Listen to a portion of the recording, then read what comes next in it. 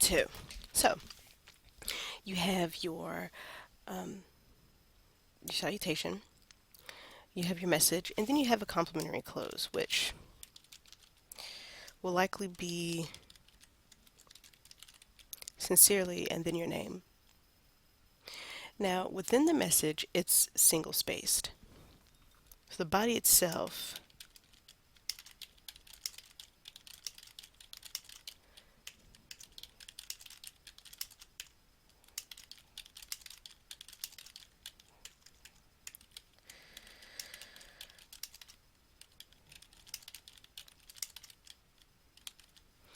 needs to be single spaced. And then you have your complimentary close and you have your salutation. So this is what email should look like. We're so used to sending quick emails that I know it's a difficult habit to get into, to actually send um, the salutation, the complimentary close, and all of that in emails. But you want to make sure you do it, especially for professional communication. Now, back to our PowerPoint. So we talked about adopting a professional style, and we talked about ensuring that our emails are safe and secure. Instant messages. Instant messages, or IMs, are textual conversations that take place online and in close to real time. Increasingly, they are being used in the workplace. Answer these questions to decide whether IM or email is right for you. How quickly does my message need to be read or answered? How long and complex is my message? Do I need to send an attachment? How conversational is my message? Now, the last one is very important because remember, IMs are real-time textual conversations. So if you are dealing with a situation that can be conversational, say when to have a business lunch, updating someone on a project that you've been working on, these things are conversational and they might not need an entire email or a memo or a fax. They can be done quickly. So in this case, an IM would be appropriate. But if you have multiple readers that need to receive the same message or very important business to discuss, then of course an email or a fax would be better for that. Guidelines for using IMs in the workplace. In addition to following the guidelines for writing workplace emails, observe these below for your IMs. Stay connected. Keep your messages short. Write about one topic at a time. Keep your message professional. Avoid unfamiliar abbreviations. Turn the volume down and save your messages. Now, saving your messages is just as important as saving your emails and is equally as important as saving your faxes because, again, it leads to a paper trail of information. And you never know when you're going to need certain information to uh, back up a point that you've been arguing with someone or to just have record of a conversation.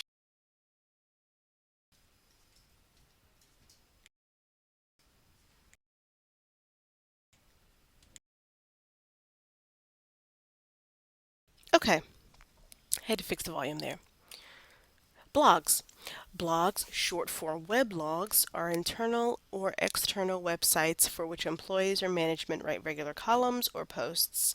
Internal blogs are designed exclusively for employee readers and can take the place of emails, memos, and even meetings. External blogs are public relations tools allowing companies to express their points of view, interpretation of events, and clarifications of issues to the public. They also allow readers to ask questions and comment upon blog posts. Now, I haven't really seen too many examples of blogs in the workplace, but that doesn't mean they don't exist.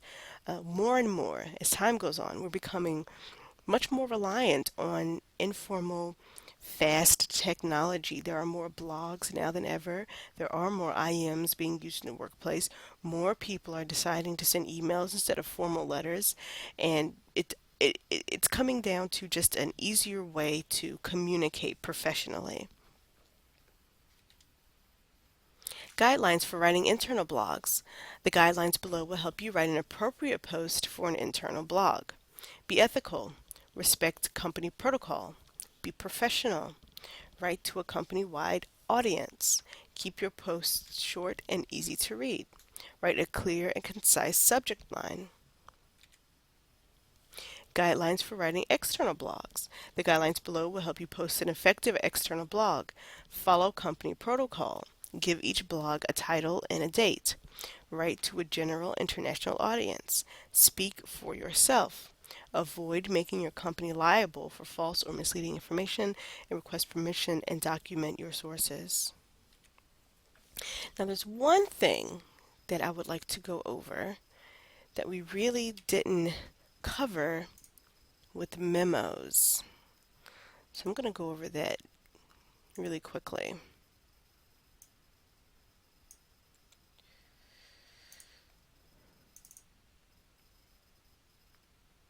Now, it's important when you have memos, this is a template, it's important when you have memos to put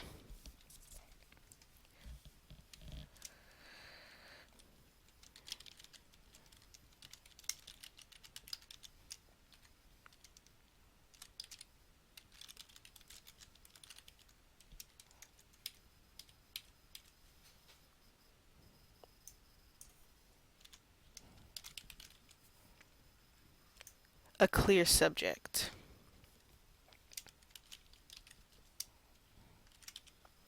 So this way, Karen knows that I am writing to her about essay number 1, and she can rate this on her hierarchy of importance. If I forget to put a subject, and this is for emails too, if I forget to put a subject, it doesn't really prepare the reader for what I'm going to talk about in my message. And you always want to keep the reader prepared, knowledgeable, and up to date on all information he or she needs, or they, in some cases, need. That concludes part 2 and chapter 4.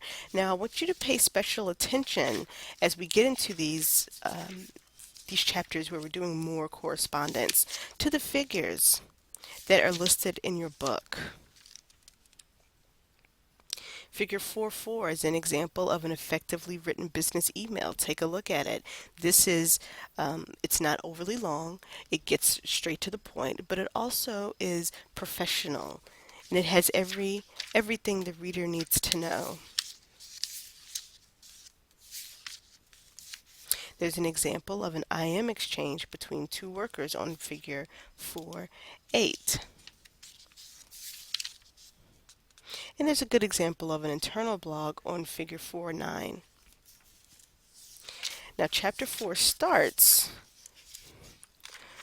on page 121 in your textbook. If you have any questions, please do not hesitate to contact me by email, aglewis180@mail.cfcc.edu, or by telephone, 362-7114, area code 910, or you can stop by my office, S Building 301G. Thank you. Enjoy.